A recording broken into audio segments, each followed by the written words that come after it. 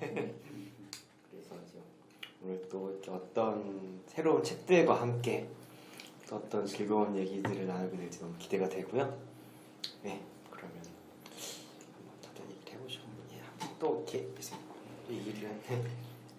성함? 네, 저는 손은이라고 하고요. 뭐 말해야 돼요? 두 번째. 뭐 말해야 돼? 네. 이 근처 사시고 이근처 사시고 너무 가까우신 듯 하시고 바로 옆에 사시는 아니 저는 이호기용이라고 하고 저는 말씀드렸지만 소모임에서 그래서 보고 왔고 저도 저는 이제 세 번째 여기 두 번, 사당 한 번, 세 번째인데 다 좀 다른 모임들보다는 심도 깊은 얘기 하는 게 좋아서 너무 노는 얘기가 심도 깊은 좀 좋아서 왔습니다. 잘 부탁드립니다. 네, 저는 이호산이라고 하고요. 그 네이버 카페에서는 메이플이라고 아이디 사용하고 있는데 저는 이제 하는 일은 좀그 법률 관계된 일을 하고 이렇게 여러분 와서 또 여러분 뵙게 되니까 반갑습니다. 그래서 오늘 이 소설을 갖고 오신 기웅님의 이 책 이야기를 한번 들어보고 싶은데 해보시죠. 저부터 시작할까요? 네, 궁금합니다. 그때도 저부터 시작했던 것 같은데 네, 항상. 이거는 봄에 나는 없었다라는 소설이고요. 네. 에거사 크리스티가 네. 자기 이름 숨기고 가명으로 낸 책이었어요. 음. 그래서 그 이름으로 몇 권 냈었는데 그 중에 좀 유명한 책이고 나중에 에거사 크리스티라는 거 알려지고 되게 충격적이었던 왜 가명으로 냈대요? 추리 소설만 내는 작가인데 네, 추리 소설이 아니에요. 와, 추리소설 아니에요? 저는 추리소설이 무조건 아니에요. 추리소설이라고 생각했는데. 그러겠네요. 이게 추리 소설이라고 내면은 사람들이 편견을 가지고 볼 건데 그 아가사 크리스티라고 내면 네임밸류가 있으니까. 네, 그렇죠. 추리 소설이 아닌 책인데 엄청 유명. 이 책으로 되게 좀 사람들이 이 작가 누구냐 찾아가지고 에거사 크리스티가 나중에 자기가 직접 자기가 쓴 거라고. 되게 유명한 상을 뭐 이름 바꿔가지고 두 번 탄 사람 있지 않나요? 네, 뭐였지? 누구였지? 예, 아무튼 있는데 예. 갑자기 이름 생각이 안 나. 양쪽으로 다 이름을 책 많이 네. 갖고 왔어요. 이름 두 개로 해가지고. 그래요. 제 지금까지 책 읽으면서 제 삶을 좀 바꿔준 책 몇 권 정말 한 3권 되는데 그 중에 한 권이었어요. 저한테는. 보통 사람들한테는 그냥 소설처럼 느껴질 수 있는데 네. 약간 보면 심리 서스펜스라고 되어 있는데 보통 이분은 이제 추리 소설 쓰잖아요. 자기 내면으로의 추리 소설 같은 거예요. 내면으로 내면으로 자기 숨겨져 있는 자기 내면을 찾는 그런 추리물 같은 약간 그런 느낌이 드는 건데 저는 개인적으로 제가 되게 굉장히 긍정적인 편이거든요. 어렸을 때부터 쭉 긍정적으로 많이 자라왔는데 그런 사람들한테 제일 필요한 책이라고 생각이 들었어요. 긍정적인 게 좋지 않은 점에 대한 것들, 숨기는 것들에 대한 것들, 이런 것들. 여기 주인공이 여잔데 어떤 느낌이냐, 딱 지금 강남 안 좋은 말은 아니지만 약간 강남 약간 부유층 아주머니들 같은 느낌, 명품 좋아하고 그런 걸로 만족감 느끼고 약간 남편은 변호사, 법률사무실에서 일하고 그런 사람인데 딸 셋이 있어요. 딸 셋들을 자기는 처음 시작할 때부터 되게 자기 칭찬으로 시작을 해요. 되게 막 자기 어렸을 때 고등학교 때 친구를 만나는데 그 친구는 정말 60대처럼 보이는 그때 당시 제일 잘 나가던 애였는데 그 친구는 이렇게 늙었는데 자기는 거울 봤는데 30대처럼 아직도 보이고 40대 중반 정도 되는 것 같아요. 딸들이 다 이제 20대 넘어가는 그 정도 됐으니까 여기서 자꾸 암시 나오는 게 순간적으로 찔리는 게 있다는 식의 암시가 나와요. 암시는 나와요. 근데 자기는 자꾸 괜찮아, 맞아, 좋아 이런 식으로 쭉 하다가 자기 딸이 아프다고 해서 병문안을 저 멀리까지 갔다가 오는 길에 이 친구를 만난 건데 그러다가 비 이런 것 때문에 한 일주일 정도를 혼자 모텔 같은 데가 있는데 완전 사막 허허 벌판인데 터키 어디인가에서 약간 갇히다시피 하게 돼요. 아무것도 못 가고 한 5일 정도를. 근데 그 안에서 자기 스스로 내면을 자꾸 찾아가는 그런 책이거든요. 그런데 여기서 찔리는 식으로 암시가 나온다고 했잖아요. 과거의 기억들 속에서 네네. 그런 게 조금씩 나오면서 내가 왜 찔렸지? 자꾸 좋은 생각만 하려고 사랑스러운 남편과 사랑스러운 딸들 자기가 잘 키웠던 한마디씩 떠오르면서 거기 자꾸 자기가 생각하기 싫은 생각들이 가는 거예요. 자기는 그걸 봤지만 아니라고 모르는 생각하고 척 아니라고 생각을 하고 아무것도 아닐 거라고 했던 것들. 그리고 딸이 자기한테 벗어나고 싶어서 완전 어린 나이에 자기한테 처음 고백을 한 남자랑 결혼을 해서 그냥 도망간 거고, 뭐 첫째 둘째 말할 거 없이 다 이 어머니를 엄청 싫어하고 모든 사람들이 이 사람을 싫어하는데 이 사람은 자기는 되게 잘 살고 있다고 생각하는 그런 주인공이거든요. 그런 전개가 계속 나와요. 잘못됐구나, 내가 지금이라도 반성을 해야겠다라고 마음을 먹어요. 자기가 다 알고 있었지만 자기 숨겨놨던 것들이 다 드러나고 반성을 하고 이제 다시 집으로 돌아가게 돼요. 집으로 돌아가는 길에 어느 좀 뭐 높은 위치에 있으신 부부를 만나는데, 그 부부가 전쟁이 곧 일어날 거다, 한전으로 내가 지금 이 며칠 동안 생각했던 것들은 상상이 아닐까? 죄송합니다 라고 생각을 해요. 이게 지금 내가 사실 잘못한 게 아니고 내가 잘못했다고 상상한 거 아닐까? 내가 혼자 있다 보니까 이게 다시 내가 잘못 생각한 거 아닐까라고 생각을 하다가, 아니야, 그래도 잘못했다고 얘기를 하고 남편한테 용서를 빌고 다시 새 삶을 살아가자라고 하고 남편을 딱 만나는데, 원래 이 여자 주인공이 하려고 했던 얘기는 여보 미안해, 내가 지금까지 뭐 이렇게 했어라고 말을 준비를 해갔어요. 근데 그 차 안에서 높으신 분들 만나고 나서 결국 마지막에는 여보 나 돌아왔어라고 끝나요. 특별히 그런 얘기를 안 하고. 네, 잘못했어라는 말 안 하고 그러고 그냥 끝나버려요. 네, 못 바꾸고. 그래서 저는 약간 그 마지막 부분이 오히려 더 좀 반전인 거. 네, 그러면서 똑같이 그냥 너무 잘 놀다 왔어, 내 딸은 여전히 날 좋아하고 거긴 너무 평화롭고 그들은 잘 살고 있어, 이러면서 끝나거든요 책이. 그리고 그때 여기 이 책이 제목이 봄에 나는 없었다잖아요. 네. 이 말이 뭐냐면은 그의 봄에, 그가 삶에 있어서 봄이었을 때 나는 없었다 라는 뜻이거든요. 그러니까 나는 남편의 봄에 속해 있지 않은 거죠. 남편은 내가 없었을 때가 봄이었던 거고. 그리고 당신은 외톨이고 앞으로도 쭉 그럴 거야. 하지만 부디 당신이 그 사실을 모르길 바래. 이게 마지막 딱 구절이거든요. 그러니까 바꾸지 못한다는 게 되게 컸던 것 같아요. 거의 근데 바꾸기 힘들지 않나요? 그렇죠. 이렇게 계속 관성적으로 살아왔다면 그 나이에 그냥 그러면 쉽게 안 돼요. 예, 알아도 속인다는 거죠. 네. 알면서도. 이 책이 되게 남녀에 대한 얘기가 되게 다 많이 나오는데, 근데 그렇게 살면서 그러지 않나요? 우리 자꾸만 회피하는 경우 많지 않나요? 그죠? 되게 많죠. 일부러 싸우지 않으려고. 예. 크게 이 사람 A라는 사람하고 B라는 사람이 주장이 다른데 둘이 친한데 주장이 다르면은 이 관계를 끊지 않기 위해서 일부러 더 크게 막 안 싸우려고 맞춰주고 일부러 그냥 네, 그래 맞다 회피하고 그래 이러고 넘어가지고 하는 음. 것들 있죠. 그런 것 되게 많아.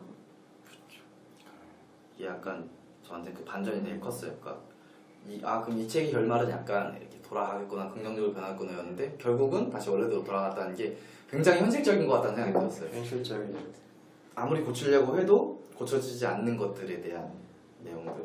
제가 되게 엄청 긍정적으로 살았는데 저도 숨기고 있는 게 많았거든요. 그쵸. 방어 기제가 회피예요. 저도 약간 그 심리적 방어 기제가 그냥 넘어가주고 맞춰주고 이렇게 맞아요. 져주자 약간 이런 스타일인데, 그때 그랬잖아요. 내 인생에서 이게 그렇게 큰 일인가라는 거 넘어가. 네, 그런 거 그냥 다 그냥 지워버린다고. 지워버린다. 실제로 기억에서 되게 많이 잘 지워요. 그런 거 이제 떠오르지도 않을 정도로 잘 지우는데 그것도 일종의 다 회피잖아요. 네. 근데 이거 보면서 내가 지금 이 책을 제가 딱 봤을 때가 제가 살면서 나름 제일 행복하다고 느낄 때쯤이었어요.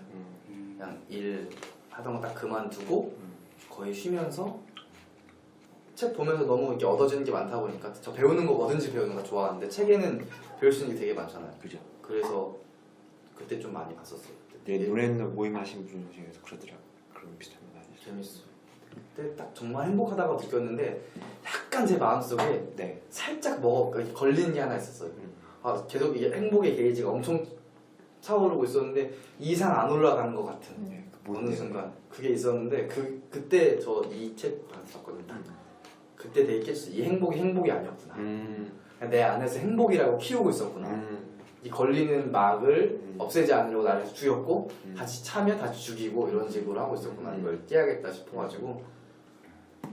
저도 저도 이 책을 읽긴 했었거든요. 그래요? 네, 이 책을 읽긴 했었는데 너무 예전 이게 언제 나왔던 거죠? 이거 14년도에 나왔어요. 네 그때 이거 나오자마자 제가 읽었었는데 제가 이거 솔직히 너무 예전이라서 기억은 잘 안 나는데 제가 얼핏 기억나는 게 저도 추리 소설 같은 걸 좋아해가지고 좋아하시나? 네 추리 소설 같은 걸 좋아해서 저도 이거 내용 그런 거 안 보고 이거 진짜 네임 에거서 크리스티라는 네임 보고 이거를 봤던 거였거든요.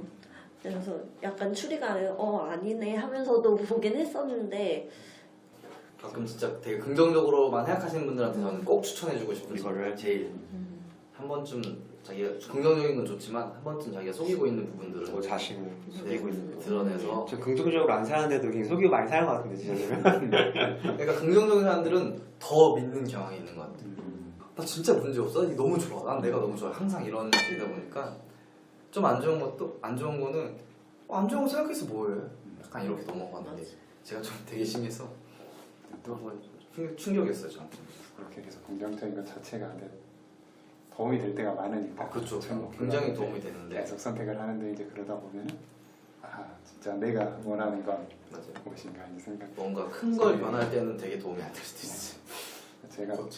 제가 읽은 책도 그 주제가 비슷할 수가 있고. 꼭 같이 이제 연결되는 거죠. 저는 이제 그 책을 읽었어요. 제목이 뭐예요? 저는 들길의 사상가 하이데거. 와 뭔가 어려운 책일 것 같아요. 하이데거는 뭐 말만 들어봐도 어려운 것 같은데. 표지가 어떻게 보시지? 그럼 하이데거가 지은 겁니까? 아니면 예, 하이데거를 하이데거. 소설한 거? 이제 하이데거를 좀 쉽게 풀어서 쉽게 그 박창국 교수라고 교수분이 그 하이데거 전문가가 있는데 책이 이런 식으로 나와요. 책이 멋있네요. 네, 예, 예. 들길의 사상가 하이데거. 근데 제가 이게 단편적으로 아는 지식으로는 예. 하이데거가 나치에 동조했다는 거. 예, 맞아요. 이제 실은 그래서 독일 사람이에요? 예, 예, 저는 예. 잘 몰라서. 독일 사람인데 언제적 사람이냐면은 그 1차 세계 대전에서부터 이제 쭉 사망하게 한 1970년대 이때 70년대 말에 사망했는데 1900년도 초쯤에 태어났을까?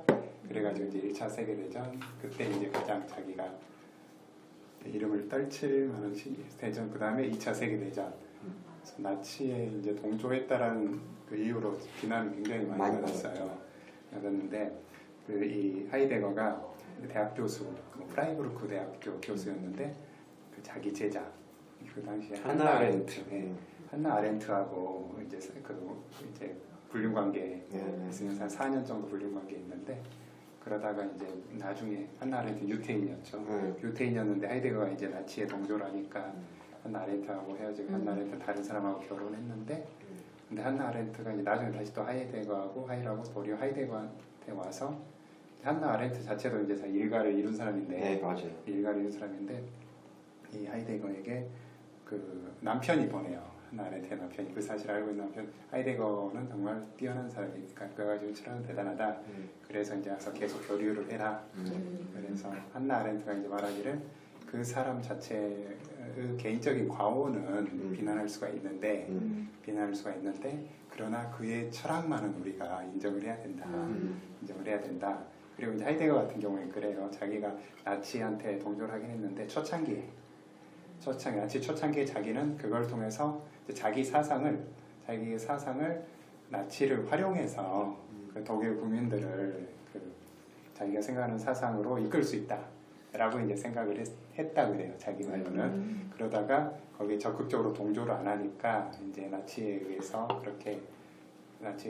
대접받지 못하고 중간에 총장직도 그만두게 되고 프라이부르크 대학 총장으로 임명돼서 이제 우리식으로 치면 옛날에 뭐 최남선 씨라든가 이런 사람들이 황제를 천황을 위하여 나가라는 이제 그런 약간 선동하는 그 신문에 글도 쓰고 이제 그랬는데 근데 이제 본격적으로 나치가 활동할 때는 이제 여기는 그 자리에서 밀려나가지고 이제 그렇기 때문에 자기는 그렇지 나치의 그런 정책 나중에 후반부에 펼쳐진 정책에 동조한 게 아니라 초반에는 이제 나치도 그때 이제 독일이 굉장히 침체돼 있었잖아요. 그 이제 부흥시킨다는 것에 자기가 그걸 자기의 사상으로서 자기 독일이라는 나라를 부흥시킬 수 있다 이 정도까지 생각을 했지 이게 더 벗어나서는 자기는 아니었고 히틀러한테도 자기가 반대도 했었다 이제 이런 식으로 변명을 하는데 이제 하이데거는 원래 그 신부가 되려고 했었다고 그러더라고요. 그러니까 이게 하이데거는 이제 자기가 그 자란 환경을 가지고 자기 철학을 판단하지 말아달라고 했다고 하는데 하이데거 그걸 떼어낼 수가 없는 것 같아요. 그 신부가 되려고 했던 네, 과정이. 그것도 그런데 어렸을 때 이제 시골에서 인구 한 1,000명, 2,000명 정도 되는 시골에서 살았어요.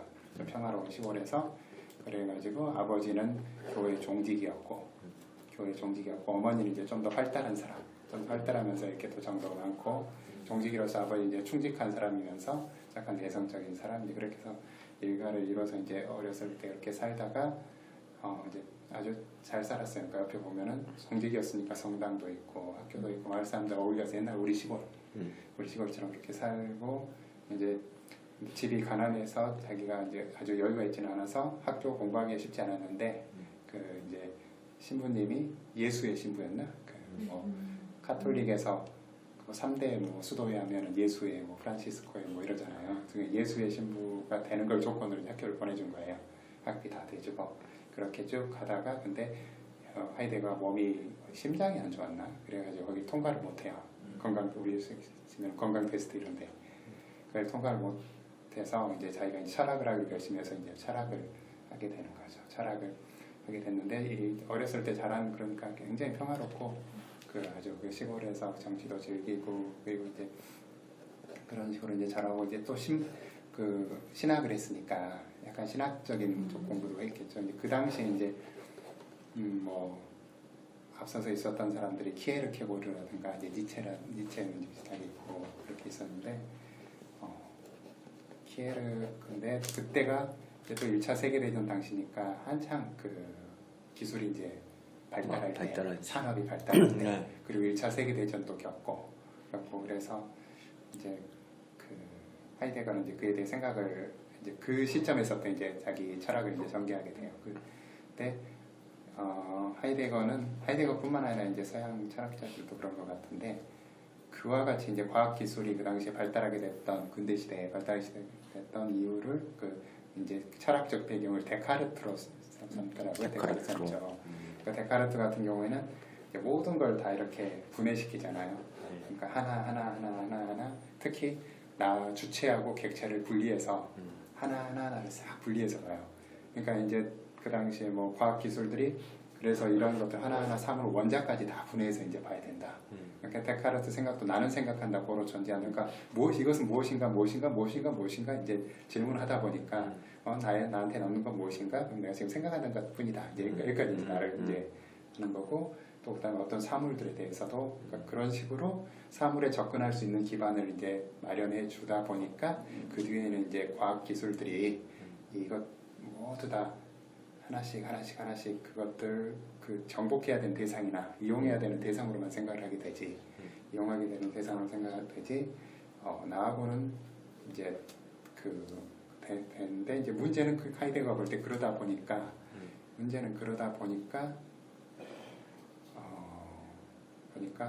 나 자신 인간까지도 그런 대상으로 이제 삼아버리게 되는 거예요. 그렇죠. 볼 때. 그래서 이제 하이데거는 과학 기술에 대해서도 이제 비판적인데 이제 다만 그래서 결국은 하이데거가 볼 때는 이 존재들의 관계를 존재의 관계를 이렇게 분리해서 볼 게 아니라 결국은 내가 이 속해 있는 이 전체를 봐야 되는 거 아니냐. 지금 나라는 사람 아니면 이 바나나라는 것도 지금 나하고 이렇게 바나나하고 어떤 관계에 있고 거기에 이제 그 존재의 본질이 있다고 이제 보고 들어가는 거예요. 네. 이런 것에 그러니까 바나나 하나만 떼가지고 바나나 무엇으로 이루어져 있고 어떤 성분으로 이루어져 있고 이걸 보는 게 중요한 게 아니라 우리가 어떤 관계 있고 그 존재가 어떻게 이렇게 나와의 관계가 어떻게 되는가. 이게 그러니까 그 존재라는 걸 봐야 되는데 그러니까 우리 사실 존재라는 말이 우리말로 존재라고 하는데 존재라고 옮기는데 옛날 그리스 아리스토텔레스나 플라톤 같은 경우에 이 사람들은 존재라는 게 무엇인가 이걸 이제 따지질 않고 그걸 따지질 않고 이제 그렇게 들어갔다가 그 다음에 이제 과연 이 존재라는 걸 어떻게 생각을 해야 되는가 그것에 대한 고민이 없었다는 거죠. 그래서 이제 키에르케고르가 이제 그 전에 나오는데 키에르케고르는 이제 뭐 신앞에선 단독자 뭐 이런 말 나오잖아요. 신앞에선 단독자라고 하는데 거기까지는 아직은 이제 그 기독교 신학 안에서 이제 생각을 하는 거예요. 그래가지고 이제 그 키에르케고르부터는 그 종교 기독교를 받아들일 때도 자기가 주체가 돼서 받아들여야 되는 거죠. 자기가 주체해서 신 앞에서 이걸 깨달아가지고 그것을 깨달아서 그 신에 대해서 자기가 그런 그 깨달음을 얻은 존재가 돼서 이 신앙을 가져야지 이제라고 하고 이제 그 다음은 이제 이런 존재를 이제 깨닫고 나서 이제 무신론적으로 나가는 게 니체라든가 하이데거도 이제 좀 그렇게 나가거든요. 이제 그 존재라는 것을 그러면은 존재라는 것을 그럼 어떻게 깨달을 수가 있느냐? 어떻게 그 존재의 본질을 어떻게 깨달을 수 있느냐? 사람의 경우에는 그 존재에 대해 생각을 하게 된다. 가장 큰 이유가 뭐냐? 사람은 죽음을 의식하기 때문이다. 사람은 죽음을 의식하기 때문이다. 그래서 이제 죽음을 의식하는 데서부터 사람은 이제 그 존재라는 걸 깨달을 수 있는 기회가 어떻게 보면 온다라고 해요. 그러니까 자기가 일단 불안해진다는 거예요. 그러니까 그 불안이라는 것 자체에서부터 거기서 멈추지 않고 그 사람은 그 전에 이제 권태가 오는데 살다 보면은 권태가 오게 되고 여기가 이제 더 심해지면 이제 불안이 오게 되고 그러는데 그 권태나 불안이 올 때가 자기도 모르게 그 존재라는 것에 내가 지금 생각하는 존재라는 게 아까 우리 이런 관계라든가 이런 게 내가 생각하는 존재라는 게 허상이구나. 그게 뭔가 느껴질 때 그러니까 죽음을 앞두고 있다 보니까 불안해하게 되고 불안한 상태에서 뭔가를 이제 마음 한켠 불안한 상태에서 뭔가를 이제 대신 그걸 채워야 되는데 안정하게 될 걸. 그러니까 어떤 사람들은 물질에, 어떤 사람들은 종교에 하고 그러면서 이제 그 존재의 본질에 대해서 인식하려고 하지 않고 찾으려고 하지 않고 찾으려고 하지 않고 그냥 다른 것에서 다른 것에서 거기에 이제 빠져서 다 채우려고 하고 하는데 근데 이제 그걸 위해서 가장 그 톨스토이의 소설 예로 들어요. 네. 톨스토이의 그 이반 일리치의 죽음이라고. 이반 일리치의 죽음이 그러니까 톨스토이가 아마 하이데거보다 한 4, 50년 앞선 사람이었을 거예요. 앞선 사람이었는데 이반 일리치의 죽음에서는 그 주인공이 판사예요. 이반 일리치가 판사로서 자기는 이제 세상 사람들이 말하는 성공이라는 것을 하기 위해서 그냥 잘 살아요. 그러니까 판사로서 있으면서도 내가 뭐 함부로 하는 게 아니라 당사자들한테도 따뜻하게 하고 친절하게 하고 이제 내가 뭐 열심히 노력해가지고 승진하고 또 좋은 그 집안 좋은 여자 만나서 결혼하고 애도 낳고 그다음에 또 승진하기 위해서 또 상류사에 찾아다니고 하고 뭐 좀 도박도 할 줄은 즐길 줄도 알고 이제 남들이 볼 때 이게 정말 이 세상에서 잘 사는 사람이죠. 나는 이렇게 잘 살고 있다고 생각했는데 이반 일치가 갑자기 자기가 죽을 병에 걸린 거예요. 거기서부터 이제 다시 생각을 하게 되는데 다시 이제 뭔가 이제 주변 상황이 달라지는 거예요. 상황이 그래서 동료라고 믿었던 판사들 같은 경우에 이 사람 이반 일치가 죽으면은 다른 사람들 승진은 어떻게 되지? 이제 이걸 생각하고 그 부인도 알고 보니까 그 부인도 이반 일치가 죽었을 때 나오는 연금 같은 거 이런 데 관심이 있고 그리고 진짜 인간적으로 이게 관계가 맺어져 있지 않고 딸하고도 근데 이제 그러다가 이제 그런 것을 하다가 이제 자기가 처음에는 그에 대해 불평하고 불만하고 갖고 있다가 어느 순간에 이제 깨닫는 거야. 내가 있는 그대로의 존재를 보지 못했구나. 내 자신의 존재를 내 자신도 그렇고 다른 존재도 나하고 지금 딸과의 관계 그리고 딸과의 관계, 부인과의 관계, 또 다른 동료들과의 관계, 이 세상과의 관계 그 자체가 있는 그대로만으로도 얼마나 소중한 거였는데 그게 얼마나 소중한 건데 그걸 내가 다른 허상을 이루겠다고 그쪽으로만 관심을 가져서 그쪽으로 관심을 갖다 보니까 이제 그걸 이제 딱 그 이반 일치가 그게 정말 나한테 제일 소중한 거였구나.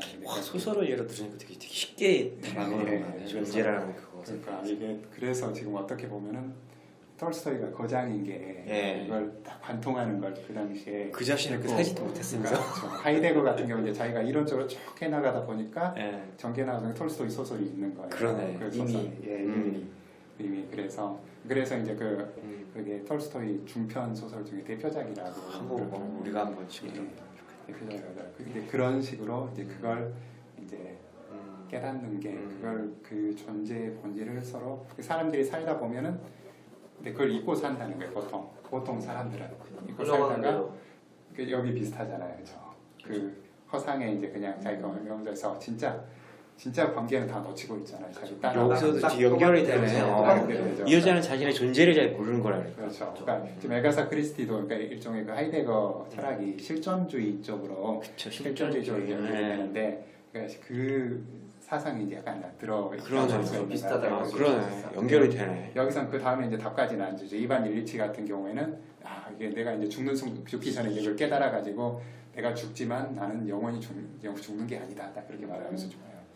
무튼 그 암 환자 얘기 되게 인상 깊잖아요. 암 환자가 처음에 암 걸리면은 막 화가 나고 내가 이렇게 되게 부당하다고 그러가지고 막 왜 나한테 이런 일이 있냐고 그러고 막 다른 사람 화내다가 이제 체념하게 되고 이 죽음을 받아들이는 단계가 오게 되면 그것들이 다 벗어지면서 그런 관계를 이렇게 간다는데 실제로 이제 간호사 하시는 저희 회원분들 보면은 암 환자를 만나게 되면 그 현상이 딱 이렇게 나타난다더라고. 딱 보는 순간 그래서 이렇게 느껴진다고 하는데 그런 거 같아요. 그 죽음을 내가 인식하고 지금 우리는 언젠가 죽는다는 걸 아니까 안다면 지금 삶이 하루하루가 얼마나 소중한데 그렇죠. 그런데 지금 허상에 잡혀서 거기에 사느냐 지금 있는 그대로의 이 존재를 존재라는 건데 여기서 나만 보는 게 아니라 우리 이 전체 관계를 봐라 관계를 봐야 된다라고 이제 하이데거가 이제 그 이야기를 하는데 좀 사실 혁명적인 생각이었던 것 같아요.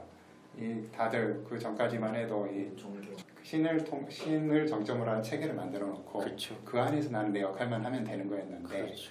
나라는 이게 보니까 신을 중심으로 하는 게 아니라 나를 중심으로 해서 다 이렇게 그래서 하이데거는 그 각 시대의 철학 자체가 철학자들이 그 시대에 이제 필요한 생각들을 하게 된다는 거예요. 그 시대에서 내 그 존재 그 관계 안에 들어 있으니까 거기만 생각을 하게 되고 이제 그렇다면은 우리 그렇게 해서 우리 보통 살다가 그걸 깨달을 수 있는 방법이 무엇이냐 나중에 그걸 또 연구를 하더라고요. 깨달을 수 있는 방법이 무엇이냐. 이제 니체 같은 경우에는 그걸 충동 이런 거라고 그랬대요. 충동. 제가 이제 니체 쪽으로 아주 자세히 알아서 니체가 이제 제시한 방법이 있었는데 하이데거 같은 경우에 철학이 이렇게 따뜻할 수가 있거든요. 근데 실은 아까 우리가 그 독일 나치에 이제 협력했다는 이야기를 들으면 그 생각 좀 하기가 어렵잖아요. 네. 하기가 어려워. 그래서 이제 한나 아렌트가 여기 평가하지 말고 이 사람 철학을 자체를 봐달라 이제 그렇게 나가는 것 같아요. 그래서 지금 그 아가사 크리스티 같은 경우는 거기서 이제 딱 이 사람 그 벗어나지 못하는 사람의 모습을 보였고 이제 그러니까 이반 일리치의 죽음에서는 이제 그 죽는 순간에 깨닫는 모습. 여기서 이제 또 죽기 전에 가면은 어떤 모습이 나올지 모르겠죠. 극복하는 방법. 극복하는 방법. 그것도 되게 중요하죠. 근데 바로 예술을 통해서 볼 수 예술. 예술이야. 예술을 통해서 볼 수 예술. 특히 시. 그러니까 시로 이제 나중에 그 시 쪽으로 그러니까 시를 통해서 그러니까 시라는 게 그러니까 어떻게 보면 그럴 수가 있는데 한편으로는 시라는 게 사물의 본질을 보는 그렇죠. 예술이잖아요. 가장 그 아름다움을 이야기하고. 그렇죠.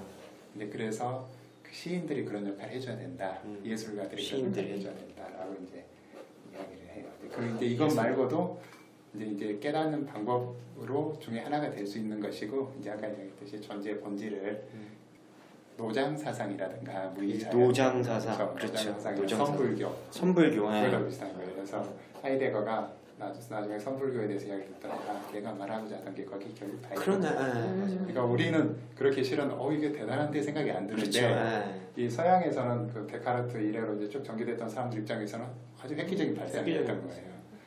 그래요.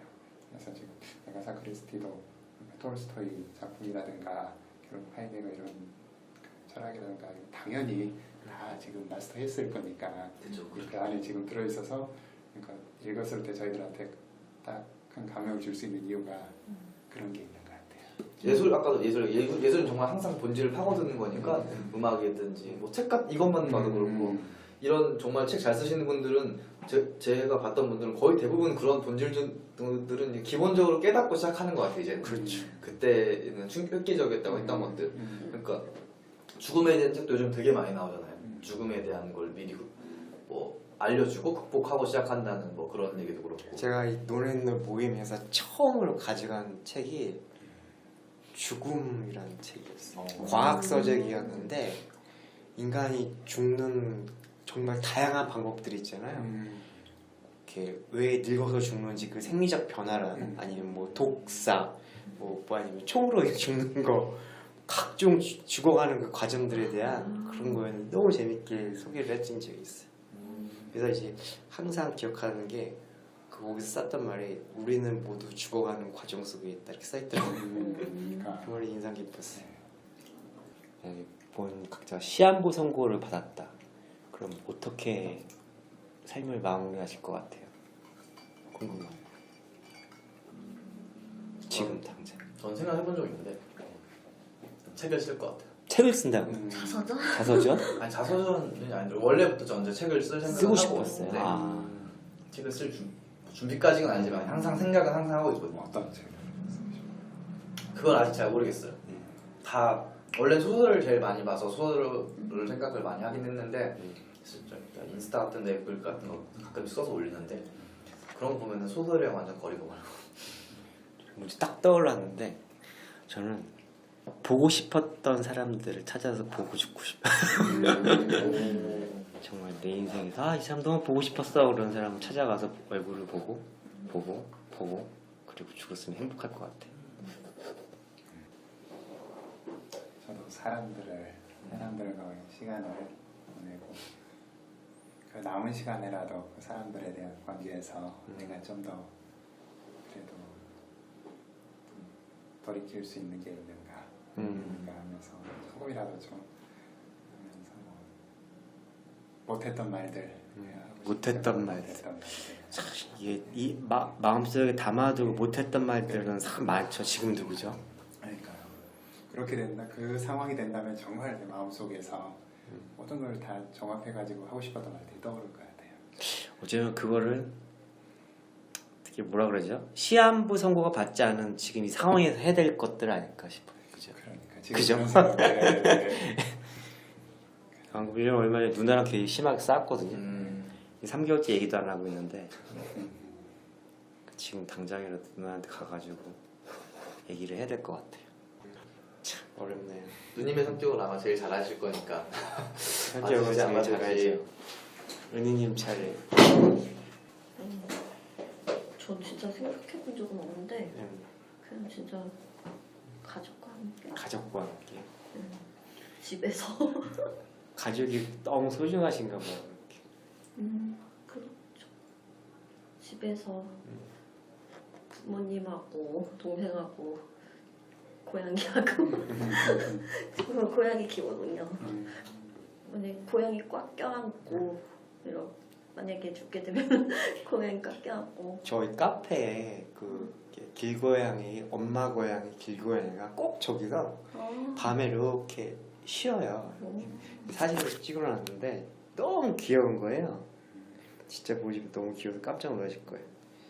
나에게 밥을 이렇게 항상 밤에면 이렇게 있어요. 이걸 식빵 매일 굽는다. 식빵 굽는다. 매일 식빵자가 새끼 고양인가요? 새끼 고양이에요. 엄마 고양이 새끼 고양이. 병아리 같아. 그죠? 얘가 얼마나 귀여운지 이 새끼 고양이가 너무 귀여운 거예요. 둘이 딱 살아남았네. 둘이 한 따로. 새끼가 한 마리가 살아남았고. 예. 한 마리만. 얘가 그래서 엄마를 붙어 다니면서 여기서 자고 얘 엄마 보호해주고 여기 그래서 여기거든요. 막 왔다 갔다 그래. 너무 귀여워. 아침에서 보면 없어. 그냥 밤에만 이렇게 야행성이니까. 고양이들은 자기 그 시간대마다 있는 자리가 달라요. 그래요. 네, 저희 집 고양이는 집에서만 있어도 낮에는 여기 낮에는 낮에는 엄마 아빠 방에서 자고 음. 밤에는 제 방으로 오고 뭐 그런 패턴이 있어요. 자는 그리고 햇빛 엄청 따뜻할 때는 거실에 햇빛도 있고 좋아해요? 네네. 오, 광합성을 하고 있어요. 그거 잘 햇빛 모르겠어요. 이렇게 햇빛 쫙 하면은 그 햇빛 거기 앞에서 이런 시방 자세 하고 이렇게 광합성 하고 근데 집에서 키우는 고양이 수명이 긴데 길고양이들은 수명이 짧아서 좀 짧다더라고요. 건강 때문에 그런 거겠죠? 그렇죠. 건강도 있고 로드킬도 많이 당하고 사람들도 또 요즘 먹이도 변변치 않고. 그래서 저희 집에서 너 진짜 행복한 줄 알아? 한 마리밖에 없어요. 네, 한 마리. 좀 외롭지 않겠어요? 진짜 이만할 때 이만할 때 데려가가지고 제가 목욕도 시켜주고 밥 주고 똥 쳐주고 막 그런 거 다 하니까 진짜 완전 내 애기 내 애기. 저도 진돗개 키운 적 있었는데 진돗개. 저희는 그 약간 풀어놓고 키웠어요. 네. 사실 저희는 약간 시골일 때 키웠는데 시골이니까 조금 사실 안심하고 개들은 그때 당시 시골들은 개 막 다 꿈도 가는데 이렇게 책 좋아하는 사람들이 이렇게 모여가지고 쉐어하우스 같은 걸 한번 하면서 살아보는 것도 재밌을 것 같아요. 똑같죠. 책 좋아하는 사람들끼리 모이면 장점은 할 얘기가 많다는 걸 거. 네. 그래서 책을 보니까 이것저것 책에 대한 얘기도 그렇고 생각에 대한 얘기도 그렇고 할 얘기. 그래서 책이 예뻐서 책이 너무 예뻐가지고. 네. 저는 모모연은 아직 90살이라는 책인데요. 이건 되게 진짜 가볍게 읽을 수 있는 책이에요. 저 이거 하루 만에 진짜 다 읽을 정도로 진짜 가볍게 읽을 수 있는 책이고요. 여기 표지에 있는 이 할머니가 모모여예요. 그 나이는 여기 나온 것처럼 90살인데 되게 일반 90살 하면은 막 몸도 아프고 막 지팡이 짚고 막 이렇게 그런 할머니 이미지가 딱 네. 나오는데 이 할머니 되게 건강하세요. 정정하신. 네, 되게 누구보다 더 건강해서 이 아들이 오히려 내가 먼저 죽을 것 같다고 그럴 정도로. 왜냐면 할머니가 90살이면 아들도 꽤 네, 꽤 나이가 있을 정도. 있으시니까 그럴 정도로 정정한데 되게 그 시골에 사시는 할머니인데 이제 90살이다 보니까 이제 살 날이 얼마 안 남았으니까 내가 죽기 전 일본의 수도가 도쿄잖아요. 네, 죽기 전에 도쿄를 꼭 가야겠다 해가지고 네, 그것도 그냥 아들이나 같이 사는 그런 사람들 같이 가겠다 아니 됐다고 하면서 나 혼자 갈 수 있다 이러면서 혼자 네 그래가지고 혼자서 신칸센 하고 뭐 이렇게 도쿄에 오시고 나는 5가지를 하고 싶다 해가지고 5가지 다섯 가지. 네 5가지를 꼭 도쿄에서 하고 싶은 뭐 일단 요즘은 뭐 버킷리스트 이런 거 버킷리스트. 네, 이런 거 해가지고 5가지를 하는데 그 5가지가 그 호텔에서 혼자 자고 싶다. 호텔에서 네, 혼자. 좋은 호텔에서 혼자 저도 그런 거 하고 싶죠. 혼자 자고 싶다. 또 그 우에노 동물원에 가서 나는 판다를 꼭 보다. 그리고 이 할머니가 되게 정정하고 스모하고 야구 보는 걸 이런 걸 좋아하셔서 야구도 네 그래서 야구하면 도쿄돔에 가서 도쿄돔. 네 그런 경험을 하고 또 도쿄의 디즈니랜드에 가서 놀 거다. 그리고 뭐 또 할머니들만의 하라주쿠가 젊은이들 그런 거죠. 할머니의 하라주쿠 정각 같은 데 있어요. 네 그런 데서 쇼핑을 하고 싶다 이런 그런 나름의 버킷리스트를 만들어서 이렇게 오셔가지고 되게 기운차게 막 여기도 가고 저기도 가고 되게 알뜰하게 도쿄에서의 그 생활을 하는데 그 어머니 이거 쓴 사람은 소녀예요. 소녀가 직접 아니요. 작중 화자가 아니, 네. 작중 화자가 소녀.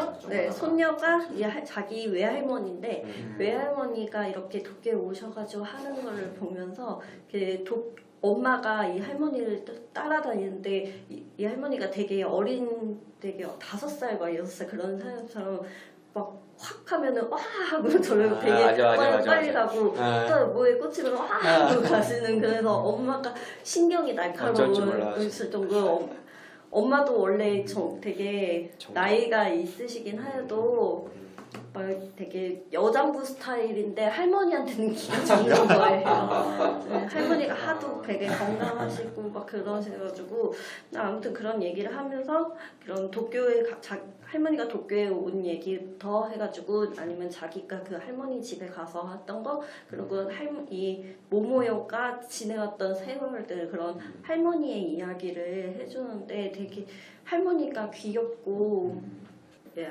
남편은 일찍 죽으셔서 그 모모요 할머니 혼자서 애들을 키우는 뭐 우리 예전에 그런 거 다 그런 거. 네 그렇게 하면서 되게 애들 뭐 6남매인가 7뭐였나 아무튼 그렇게 해서 할머니 혼자 그렇게 가정을 이끈 얘기부터 뭐 그런 할머니의 인생 같은 거 할머니 성격 뭐 그런 걸 이런 게 담아 있는데 이렇게 단숨에 읽히고 괜찮았던데 그래서 나중에 에필 그걸로 해서 여기 본 내용은 그 모모요는 90살이었는데 뭐 나중에 보면은 뭐 93살의 모모요 막 이러면서 네버 엔딩 스토리 해가지고 나오는데 이것도 재밌고 근데 진짜 네 진짜 그녀의 외할머니 이야기 이렇게 이런 걸 보면서 저도 제 외할머니 저희 외할머니를 생각하게 되더라고요. 저희 외할머니도 지금 외할아버지가 일찍 돌아가셔서 저는 얼굴도 못 봤고 저희 외할아버지가 엄마 어릴 때 이렇게 젊으실 때 돌아가셔가지고 외할머니가 그 숙박 이런 거 하수 이런 거 이렇게 하시면서 큰 저희 엄마 가족이 큰 외삼촌 저희 엄마 작은 외삼촌 이렇게 세 분이신데 그렇게 3명의 자식을 우리 저희 외할머니가 이렇게 다 혼자서 이렇게 키우시고 그런 거 하면서 외할머니한테 잘해야겠다. 내용이 딱 와닿았겠네요. 네 그런 생각이 저희 외할머니도 눈물 흘려고 하는데 저희 외할머니도 되게 젊었을 때 저 어릴 때는 되게 막 되게 뭐라고 해야 돼 제가 또 외가에서는 저 혼자 여자거든요. 이뻐야죠. 네, 저 혼자 여자이니까 그 사촌 오빠 둘에다가 제 남동생 있는데 그리고 사촌 남동생 또 있고 이렇게 해서 그 남자들 팀에서 혼자 여자니까 제 할머니가 진짜 많이 외할머니가 진짜 많이 예뻐해 주셨어요. 그리고 친가에서는 오히려 여자들이 더 많아가지고 그 친가에서는 여자들이 다 사촌 동생 다 거의 여자고 그 애들이 10명인데 10명 중 7명이 여자고 남자는 3명이에요. 그 친가에서는. 그런데 그 중에서는 저희가 첫째거든요. 그래서 뭐 첫째니까 첫째로서의 예쁨도 받긴 했는데 저희 아빠가 둘째라서 뭐 그런 거는 없었는데 일단 외가 쪽에선 더 예쁨을 많이 받아서 제가 친가보다 외가 가는 걸 더 좋아했어요. 지금 키우는 고양이도 외가에서 네 외가에서 원래 길에 있는 되게 요만한 상자에 그런 아이스크림 베스킨라빈스 아이스크림 상자 같은 그런 스티로폼 상자 거기에 버려져 있던 애였거든요. 그래서 걔를 데리고 오고 싶은데 맨 처음에 엄마 아빠가 반대해가지고 제가 할머니한테 외할머니한테 키우게 해달라고 엄마한테 좀 잘 말해달라고 막 애교 부리면서 그렇게 해가지고 키우게 되면 아무튼 생각 많이 나겠다 진짜. 네 아직 외할머니는 지금 살아 계시긴 해요. 근데 지금 할머니 혼자서 제 사촌 동생이랑 이렇게 그래가지고 거의 90살 다 되셨거든요. 네, 그러니까 딱 진짜 이런 뭐 엄마가 맨날 할머니 생각나고 할머니 집에 자주 가야겠다. 그런 생각. 기승전 가족인가요? 네, 오늘 컨셉은 가족이. 네, 오늘 컨셉. 할머님은 뭐 아직 좀 있으시겠지만 나중에도 생각 많이 하실 것 같아요. 좀 행복하게 좀 그러실 수. 저희 할머니도 비슷하고 저희 할머니도 저희 할아버지가 저희 아버님 어렸을 때 돌아가셔가지고 할머니 혼자서 3남매 키우셨어요. 저희 아버지, 큰아버지, 고모 3분 키우셨는데 저희 할머니는 돌아가셨는데 돌아가시기 직전까지도 엄청 정중했어요. 저희 지금 햄버거 장사했었는데 와서 장사하는 거 도와주고 막 뭐 날르고 할 정도로 할머님이 약간 이렇게 표현을 받고 싶어 했던 게 있었는데 아무래도 조금 몸 안 좋아지시고 나서 그때도 솔직히 저도 못했고 아들 3형제 아니 아들 둘에 딸 하나인데 그 고모님도 그때 상태가 되게 몸이 좀 안 좋으실 때라서 안 됐고 아들 둘은 정말 무뚝뚝한 네, 저도 좀 무뚝뚝한 편이었거든요. 제 동생만 그나마 좀 남자인데도 좀 사이가 왔던 편이었는데 이렇게 막 동생이 할머니한테 해드린 거 보면 되게 고마웠어요 그때. 그리고 너라도 이렇게 좀 할머니한테 살갑게 대해주니까 좋다 했는데 이게 할머니는 좀 잘해주시니까 좋을 것 같아요. 이 저희 책에서 지금 모모요 할머니가 하고 싶어하는 게 보면은 말씀 대단한 것들이 아니잖아요. 대단한 것들이 어떻게 아니죠. 보면은 평범한 것들. 도쿄 한번 가서 뭐 여기 그러니까 펜다 보고 이런 건 보통 사람들이라면은 다 해볼 수 있었을 건데, 그러니까 이 딱 선녀였을 때 우리 할머니가 그러니까 처음에 이제 아마 스토리가 그렇게 나가는 거죠. 할머니 딱 기운차게 여기 5개는 가보고 싶다고 하면 이제 약간 그 사람들이 정정 할머니네 이렇게만 받아들이는데 가보고 싶다는 곳이 보면은 처음에 저 들을 때 그 뭐였죠 5개. 하라주쿠 같은 데 가서 할머니 하라주쿠 같은 데 가서 돌고 쇼핑하고 판다 보고 야구. 예, 야구 야구장 그 옛날에 디즈니랜드 가고 그렇죠. 하고 그 싶다. 나이 때 디즈니랜드는 잘 오히려 막 할머니는 되게 인기 있는 뭐 롤러코스터 같은 거 그런 거 타고 싶은데 그 엄마가 안 된다. 안 된다 그러다가 죽을 거 해야 한다고.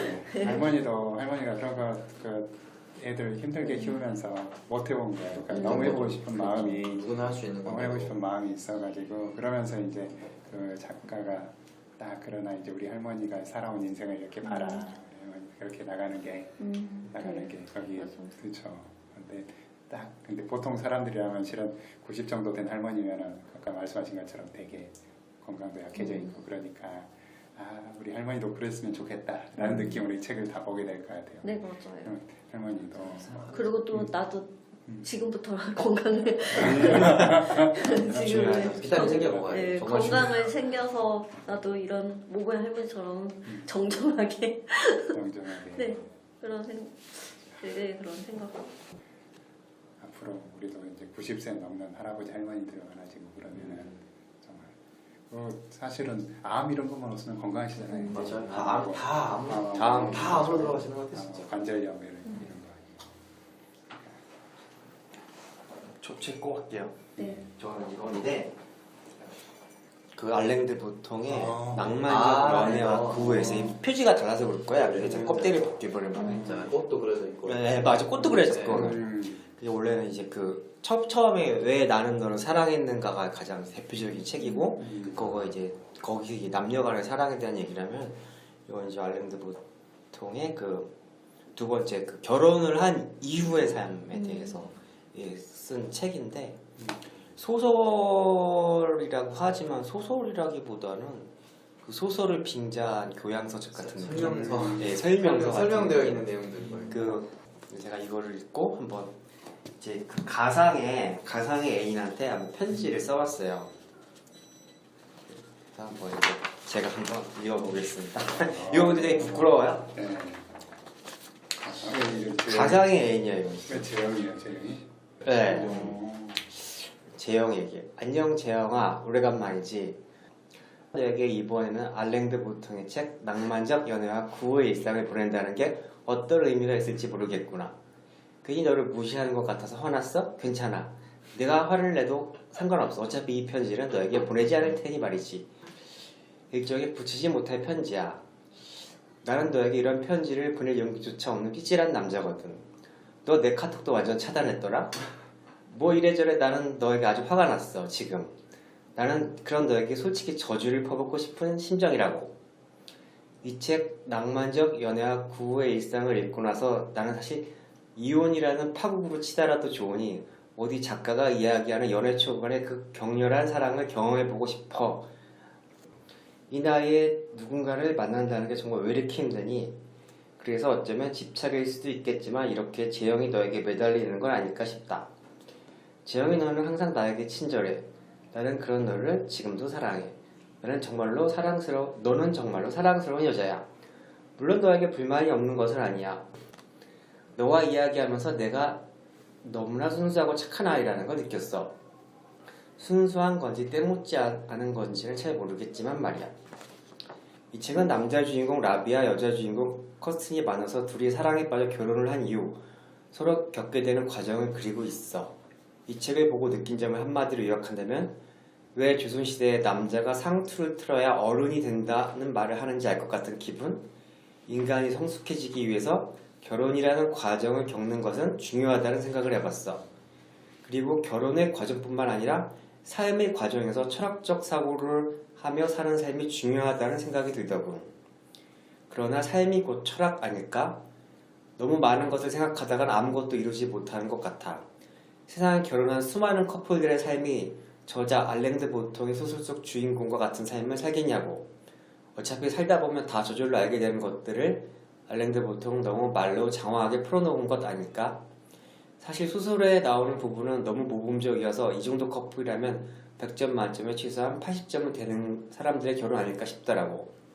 어쩌면 직업이 성공하지 못한 건축가가 아닌 도시계획기사의 삶이 마치 건축가의 꿈을 포기한 채 스터디 카페 주인으로 앉아있는 내 모습과 오버랩되면서 왠지 측은해진다고나 할까? 예전에 나가본 독서 모임에서 이 책에 대한 평가가 그다지 좋지 않던데 그 이유를 알 것 같아. 뭐 사실 별다른 새로운 이야기가 아니잖아. 부부가 살면서 어려운 위기에 봉착하지만 우리는 그것을 슬기롭게 잘 이겨내야 한다. 그리고 그 과정 속에서 인간은 더 성숙해지는 것이다. 너무 뻔한 이야기 아닌가? 그렇게 뻔한 이야기를 철학적 담론에 기대어 권위의 호소를 하는 건 아닌가 싶었어.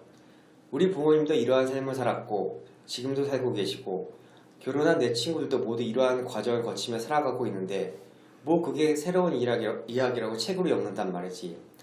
내가 이 책을 통해 소중하게 귀중하게 느낀 점이 무엇이 있을까? 낭만주의를 넘어서라는 제목이었어. 예전에 어느 정신과 의사가 이렇게 말을 하더군.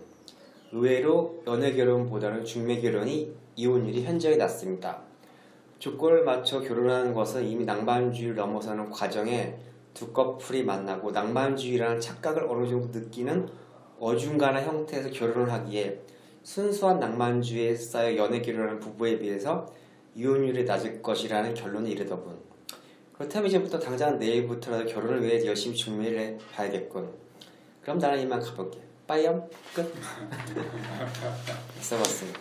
생각이 갑자기 났어요. 써봐야겠다라고 하는데. 네, 또 새로운 형식으로 어떤 편집을 해가지고 이 책을 소개하네요. 소개를 이렇게 해보고 싶다. 여러 가지 한꺼번에 단어가 있어서 얘기나 좀 해볼까요? 뭐 킨제 리포트라는 책이 있어요. 그 남녀의 섹스에 관한 거 1970년대에 굉장히 그 설문하고 그랬던 건데 정말 그때 정말 입에 담히지도 못할 엄청난 그런 변태적 성행위들이 70년대에 굉장히 많은 커플들이 하고 있다는 걸 사실을 보고 놀랬거든요.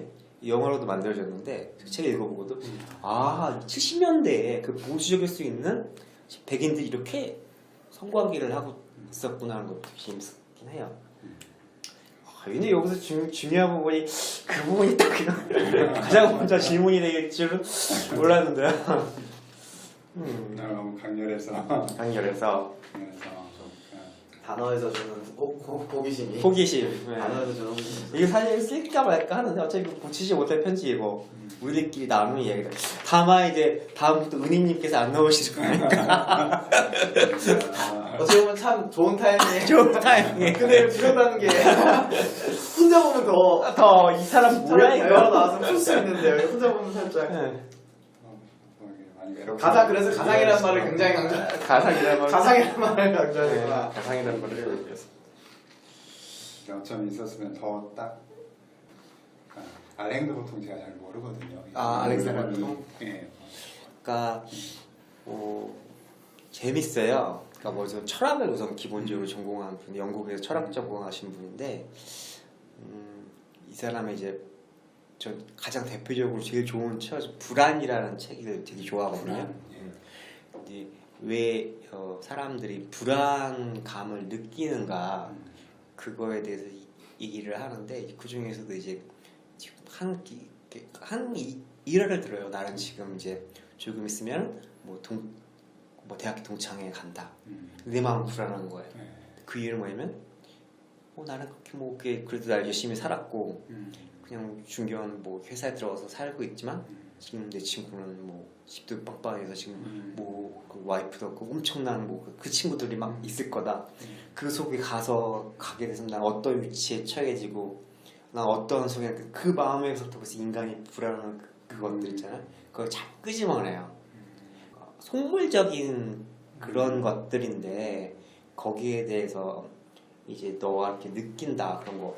그러니까 그걸 하면서 이제 옛날에 과학 동화에서 보면 인간이 왜 공포를 느끼는가 하면은 그 과학적으로 인간이 뭐 어디에서 교감신경이 뭘 해서 그런 공포를 느낀다. 그리고 얘기를 듣고 보면 그럼 공포라는 게 별게 아니라 느끼는 것처럼 그럼 여러 가지 불안에 대해서 얘기를 해주니다 보니까 그 책을 읽고 보면은 그래 이런 것도 별것도 아닌 거 가지고 내 지나치게 너무 나의 마음 다 그래서 저는 되게 좋아하는 책 중에 하나예요. 근데 어떤 사람은 되게 싫어하기도 해요. 왜냐면 그 책이 좀 딱딱하고 조금 어려운 면도 저도 있어요. 예. 사진 않고 봤어요. 저도 예, 사진 예, 봤는데 예.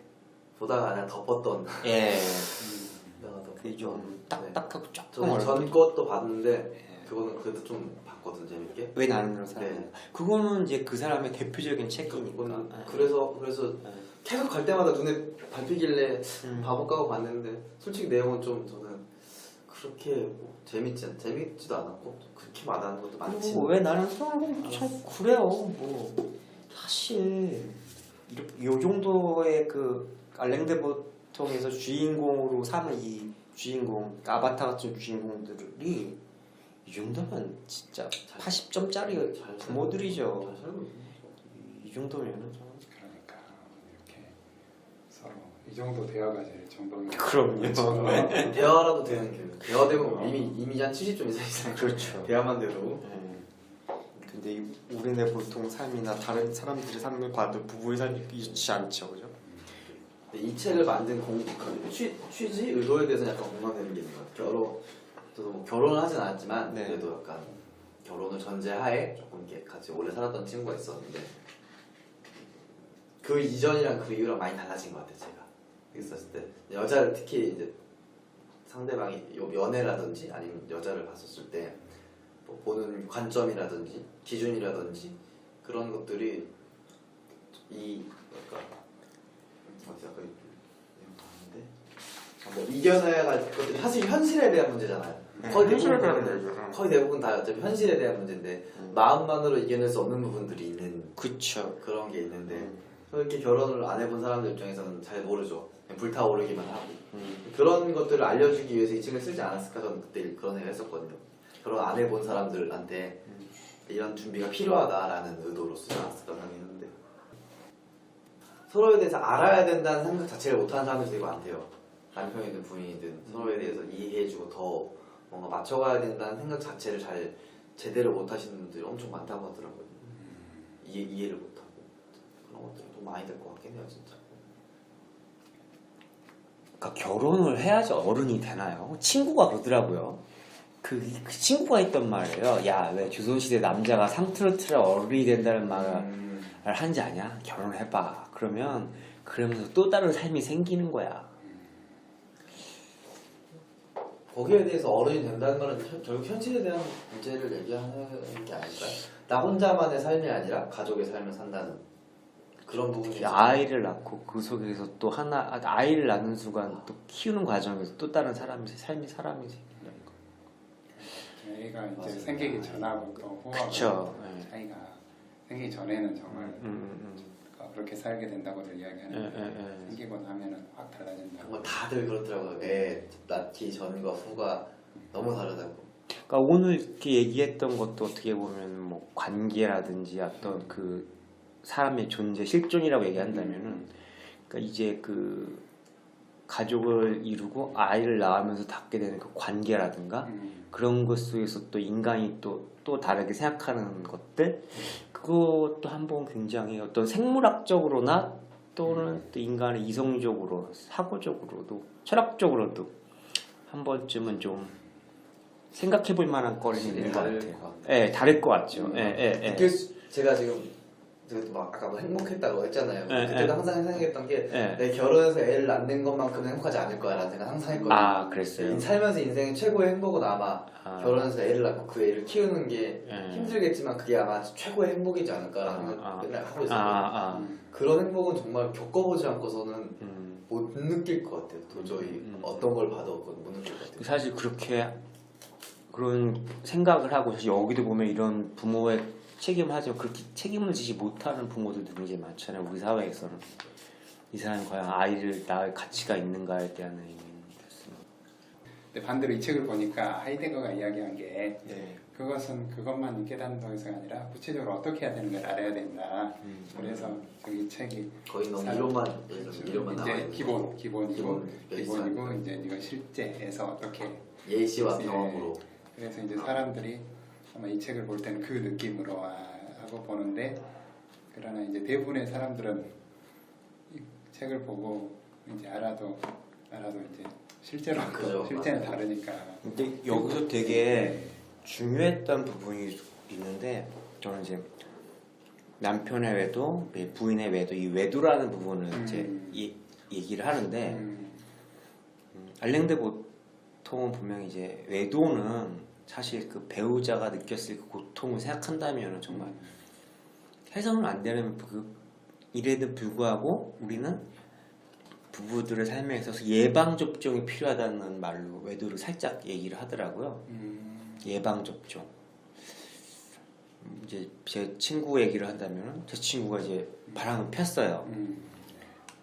근데 부인은 모른다고 하지만 이미 알겠죠. 여자의 육감이 얼마나 대단하겠어요. 근데 이제 다시 돌아갔죠. 근데 그렇게 하면서 자기는 부인이 더 애틋하고 소중해졌대요. 그런 것도 있지. 근데 여기서 사실 그 과정이 반복이 돼요. 여기서도 지금 외도하는 모습. 예, 나와요. 그럼 여기서 그 모습이 반복이 되는데, 그러니까 여기서도 이렇게 얘기를 하더라고요.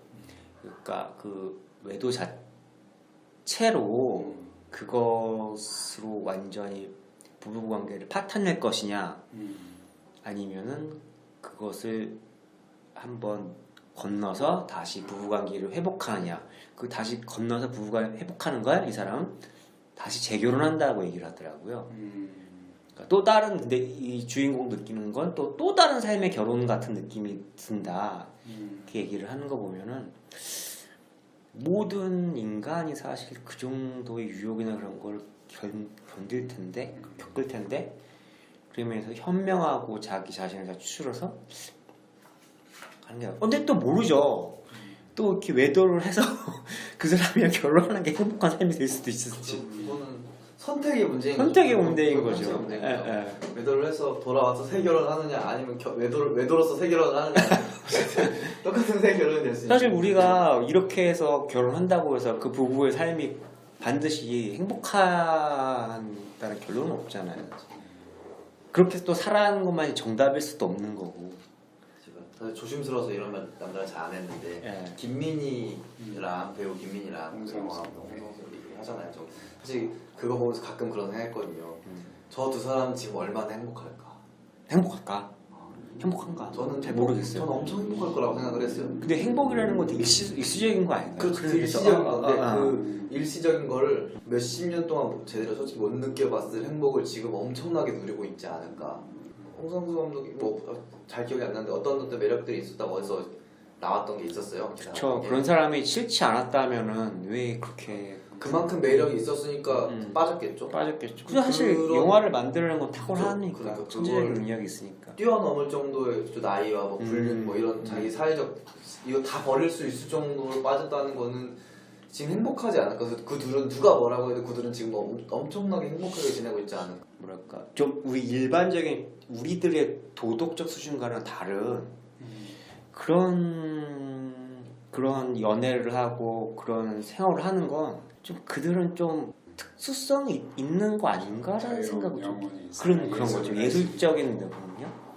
연기하고 음악을 하고 그러려면 사실 맞아 남들과 좀 다르게 감수성과 우리들한테 그렇게 하라고 하면 이제 부러워 보이긴 하지만 여기 빠져서 못 할 거예요. 그렇죠. 우리의 일반 특히 이제 빠져서 하고 음악 할 때도 그 능력들이 탁월한 사람들 그러게 하네요. 적으로 몰입이 돼서 그러면 이제 사람 간의 관계에 있어서도 그럴 수가 있는 딱 그게 맞았을 때 코드가 서로 뭔가 매력을 크게 느낄 수 있는 요소가 있었을 수가 있으니까 그래서 저희가 모르는 부분이 있어서 그 부분에 또 진짜는 이제 그 안에 저희 들어가서 봐야 그렇죠, 되잖아요. 그런 생각이 들긴 해요. 이제 조강지처럼 버렸다는 입장에서 그쵸, 부담 그쵸. 받을 수도 있긴 하지만 그래서 한편으로는 어떻든 간에 그 두 사람이 선택해서 그렇게 사는데 이렇게 하고 이런 모습이 있는데 사람들이 그 전체 돌아가는 과정 우리가 모르잖아요. 모르는데 이렇게 비난 먼저 이렇게 퍼붓고 그럴 수가. 저 그런 게 비슷한 좀- 생각에서 시작합니다. 네. 비난을 하는데 그 비난 이유가 뭘까였어요. 전 그 비난을 하는 이유가 그러니까 우리가 기본적으로 가지고 있는 틀을 깨서 어쨌든 기본적으로 비난을 하는 거잖아요. 조강지차 이런 것들. 근데 그 틀을 깨서 비난을 하는 이유가 내가 그렇게 될까봐 혹시 그런 부분에서 약간 찔리는 아니면 반대 입장으로도 조강지처의 입장에서 그렇게 그런 입장에서 봐서 비난을 하는 건지 아니면 정말 뭔가 사상이나 그런 부분에서 비난을 하는 건지에 대한 것도 궁금했고 그죠. 만약에 여자가 그 김민희의 입장이 된다면 어떨까라는 생각을 해본 적도 있었어요. 음. 김민희 입장으로 바라본다면 우리가 그 매력을 잘 모르지만 그만큼 행복하게 지낼 수 있다면 다 버리고서 그 정도의 뭔가가 있다면 그런 입장 빠지기가 쉽지 않겠죠. 일반적인 사람으로서는 쉽진 않겠지만 그런 생각을 몇 번 했어요 사실. 그 둘 기사 나올 때마다. 알랭도 보통 이야기대로라면은 홍상수 감독도 김민희랑 그런 관계가 있었지만 다시 또 지금 부인하고 재결혼한다는 느낌으로 살 수 있다는 거. 그러면 훨씬 더 행복하게 될 수도 있다는. 그 선택을 해야 된다는 거죠. 얘의 입장에서 얘는 해야 된다는 쪽으로 가니까. 얘는 그래야 된다는 좀 그러니까 얘는 좀 굉장히 도덕적인 걸 되게 우선시하는 것 같아요.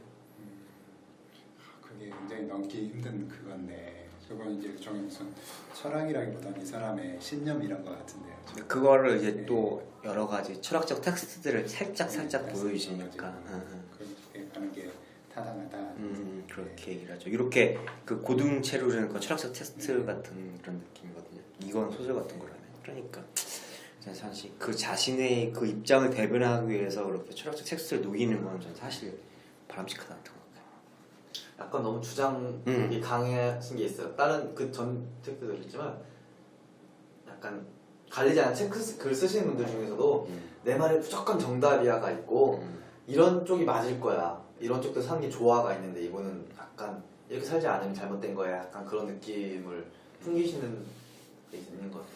그래서 자신의 이제 철학적인 사색에 대한 걸 갖다가 쓴다는 건 뭐 그게 이제 남한테까지 영향을 얼마나 미치는지. 배우자에게 무관심하기 때문에 불륜에 뛰어드는 경우는 드물다. 이거 무슨 말이죠? 그러니까 배우자 불륜에 뛰어드는데 네. 내가 배우자의 정말 무관심에 네. 보통 불륜에 뛰어드는 경우에는 내 와이프한테 관심이 없기 때문에 불륜을 한다고 생각하지만 그게 사실은 아니야. 내 배우자를 배신하는 그걸 하려면 내 파트너에 대해서 굉장히 깊은 관심을 갖고 있었기 때문에 그에 대해서 이제 단점까지 다 알고 알고 거기에 어떤 좌절감, 분노 이런 거 느꼈기 때문에 내가 불륜에 뛰어드는 거지 무관심하는 그런 건 아니야. 무관심한 게 아니다. 아니라는 얘기죠. 그만큼 깊이 알아야 예. 다른 사람한테 오히려 갈 수 있는 갈 수 있는 거죠. 여기서도 보면 이제 부인이 나를 대한다는 걸 결혼 생활을 하면서 점점 알게 되면서 거기서 느껴지는 것들에 대한 것들이 여기에 나오는 부인 같은 사람 있으면 나는 평생 사랑하겠다. 너무 좋은데 진짜 이런 천사가 없어. 근데 뭐 그런 거 있는 것 같아요. 약간 지금 거의 대부분이라고 못하겠지만 저도 아직 나이가 얼마 안 되니까 근데 결혼하신 분들 얘기 들어보면은 네. 정말 두 분이서 행복하게 사시는 분이 정말 많지 않은 것 같아요. 그래요. 제 생각에는. 그러니까 당연히 행복한 것도 있겠지만 안 맞지만 맞춰가는 게 많잖아요. 그런 것 같아요. 근데 만약에 만났는데 맞아. 안 맞는 게 아니라 이 사람과는 다 맞아. 그러면은 얼마나 재밌겠어. 그 사람이랑 만약 근데 이게 불륜이에요. 그러면 어떻게 될까요? 근데 그 불륜도 이제 나중에 결혼이 되면 그렇지 않을걸요. 아니 여기서도 이게 낭만에 대하여였는데 처음에 연애할 땐 다 맞아. 저 서로 맞춰가려는 그런 습성이 있으니까 모르겠으니까 100%다 맞아.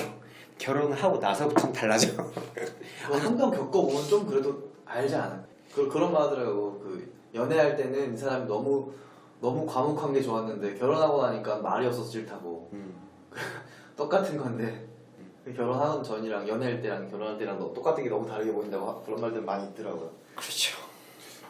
진짜 그렇죠. 정말 안 맞는 사람이. 겉으로 볼 땐 모르지만 속의 사상적인 부분에 있어서 예를 들면 저는 우리 통제 근데 그런 상황에서 정말 만약에 불륜이 왔는데 너무 잘 맞는 사람이면 그런 사람 있잖아. 진짜 척하면 착한 사람들 있잖아. 저도 경제적으로 어려우면 네. 거기서부터 네. 갈등이 시작. 갈등이 거기서 시작돼요. 거기서 거기서부터 갈등이 시작되는 거죠. 거죠. 시작되는 네, 거죠. 네. 갈등가지고. 그래서 이제 여기서도 그런 거 넓혀 나와요. 과거의 결혼 방식에 있어서는 어떤 집안의 재력이나 사실 결혼이라는 게 과거에는 별게 아니었어요. 지금이야 뭐 연애라든지 그런 것을 제어고한 낭만주의에 대한 결혼이 그런 거거든요. 감정에 대한 결혼 얘기하는데 과거의 결혼은 그런 게 아니었기 때문에 더 더 그렇게 살 수 있었다. 네. 그래서 아까 중매 이야기도 나오셨구나. 그래서 제가 아까 그 정신과 얘기가 얘기한 게 중매 결혼이 오히려 연애 결혼보다 이혼율이 훨씬 더 낮대요. 사실 중매 결혼하는 사람들 요새 중매 결혼한다고 그래가지고 연애를 안 하는 건 아니잖아요. 중매를 해서 연애도 하잖아요. 만나 서로 얘기도 하고. 사실 만나 맞춰보는 게 꼭 몇 년간 사귀어야 되는 게 아니잖아요. 그쵸. 그렇죠. 거기서 오늘 끝났으니까 자 들어가면서 한번 오늘 이쪽 소개하신 책을 이제 한마디로 얘기를 해본다면 코너로 가보죠. 저부터 또 그래볼까요? 아까 사실 준비하시면 했는데 예. 자신이 긍정적이라고 생각한 사람들한테 충격을 줄 수 있는 책. 봄의 나는 없었다. 아가스타 크리스티. 제목이 뭐였죠? 뭐 어떤 불길의 사상가 하이데거. 들길의 사상. 왜 불길의 사상이라는 하이데거가 네. 잘하는 그 시골길 들길 아. 그걸 이제 하이데거가 너무 좋아했다는 그런데 한마디로 한다면은 우리에게 지금 우리 주변을 둘러볼 수 있는 따뜻한 기회를 제공하는 철학자 하이데거. 이 책을 한 줄로 요약한다면 말해본다면 건강이 최고. 제가 나가겠습니다. 저는 낭만적 연애학 고의 일상 알랭드 보통 저자 그대로 보통인 책. 보통 정도의 보통 정도인 책. 예. 수고하셨습니다. 센스 있는 마음으로 보통 정도의 책. 재밌었어요. 아.